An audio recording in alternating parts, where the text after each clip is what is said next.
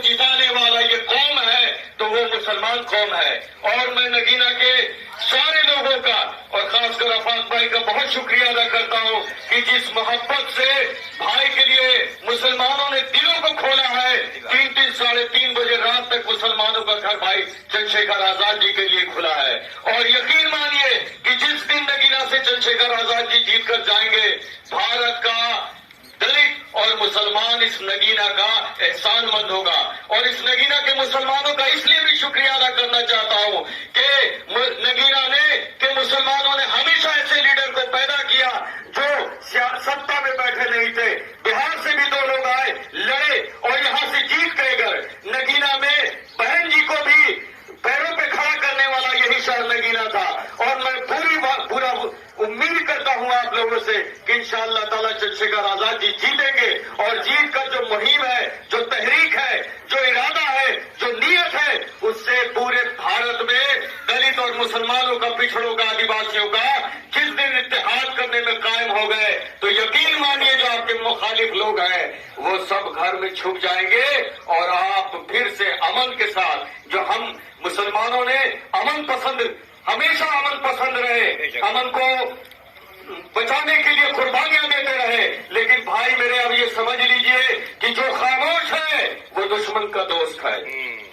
इसलिए उन खामोश लोगों को भी अगर चंद्रशेखर आजाद जी जीतते हैं, जो लोग आपको सेकुलर कहते हैं और टोपी और दाढ़ी रखे हुए मुसलमानों के साथ फोटो खिंचवाने में खौफजदा होते हैं और आपके रहनुमाओं की मौत पर इशारों में बात करते हैं, वो सब आपके दुश्मनों का साथ दे रहे हैं। क्योंकि कोई जेल से बच रहा है, कोई जान से बचने की कोशिश कर रहा है। ऐसे में चंद्रशेखर आजाद जी अगर लीडर इसलिए है कि ना वो ईडी से डर सकते हैं, न सीबीआई से डर सकते हैं। और जेलों का खौफ तो इन्होंने 10 साल पहले ही हटा दिया।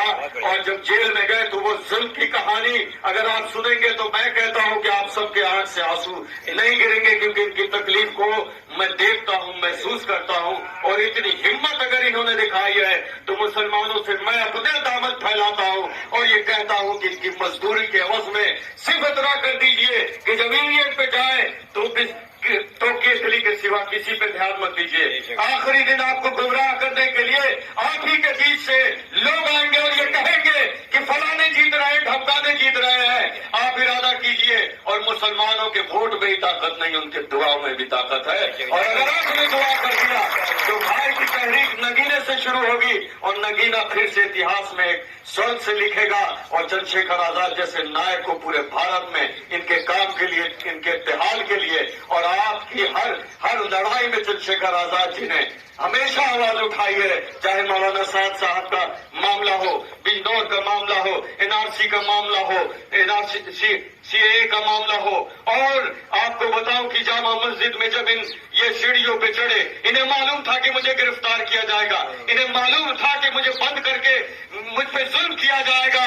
लेकिन भाई ने कहा कि रुक जाओ, इन्हें जितना जुल्म करना है कर लेने दो, इन्हें मुझे गिरफ्तार कर लेना है कर लेने दो। लेकिन मेरी 2 जिम्मेदारी है कि एनआरसी के खिलाफ मेरी आवाज भी बुलंद हो और यहाँ के किसी भी मुसलमानों पे एक लाठी या खरोच तक ना आए। और भाई वहां मोटरसाइकिल से तलहा पहुंच गए और जाकर सीना तान कर खड़े हुए और बोले कि मैं खिताब कर दूं, उसके बाद जिसको अरेस्ट करना है कर लेना, चंद्रशेखर आजाद यहाँ से नहीं भागेगा।